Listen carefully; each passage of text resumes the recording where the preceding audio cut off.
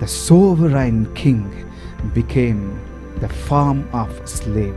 ஆளுகையின் அரசன் அடிமையின் ரூபமானார். எவ்வளவு பெரிய விஷயம்! இந்த உலகத்தையே ஆளுகை செய்கிறவர், அண்ட சராசரத்தையும் தன்னுடைய வாயின் வார்த்தையினால் உருவாக்கினவர், அவரே வார்த்தையானவர். வேதம் சொல்லுகிறது, அவருக்கு மீறி எந்த அதிகாரமும் இல்லை. அவர் சொல்ல ஆகும், அவர் கட்டளையிட நிற்கும். அவர் ராஜாதி ராஜா. சிங்காசனம் எப்பொழுதும் அவருக்குரியதுதான். இந்த உலகத்தில் சொல்லிக்கொள்ள பல பேர் ராஜாவாக இருந்திருக்கலாம், பல பேர் ஆட்சி செஞ்சிருக்கலாம்.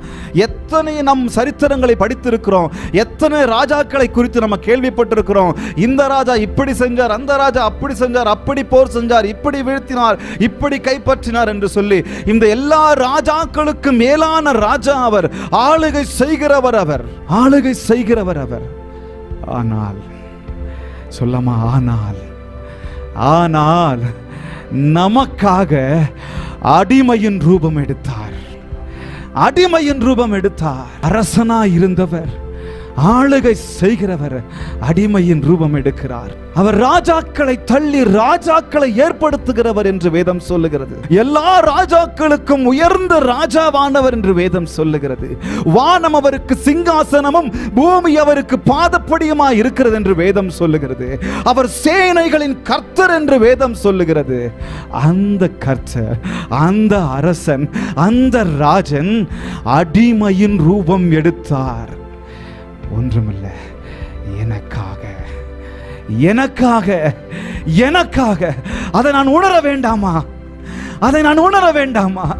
அரசனாய் வந்தவர், அரசனாய் ஆளுகை செய்கிறவர் அடிமையின் ரூபம் எனக்காக எடுத்தாரு, நமக்காக எடுத்தாரு. அல்லேலூயா! என்னே உன்னதமான அன்பு, என்னே அற்புதமான அன்பு, என்னே ஆழமான அன்பு. யார் தன்னுடைய ஸ்தானத்தை விட்டு கொடுக்க முடியும்? யார் தன்னுடைய ஸ்தானத்தை விட்டு கொடுக்க முடியும்? இன்னைக்கு பல ஸ்தானங்கள் இந்த உலகத்துல இருந்துட்டு இருக்கு. இந்த ஸ்தானத்தை நான் பிடிச்சுக்கிட்டேன்னு சொன்னா இதை நான் விடுவதற்கு எனக்கு மனதில்லை.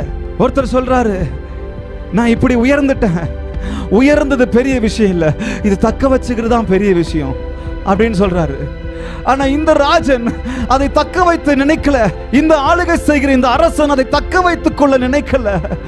ஒன்றை செய்கிறார், நமக்காக. சிலுவை நமக்காக அல்லவா?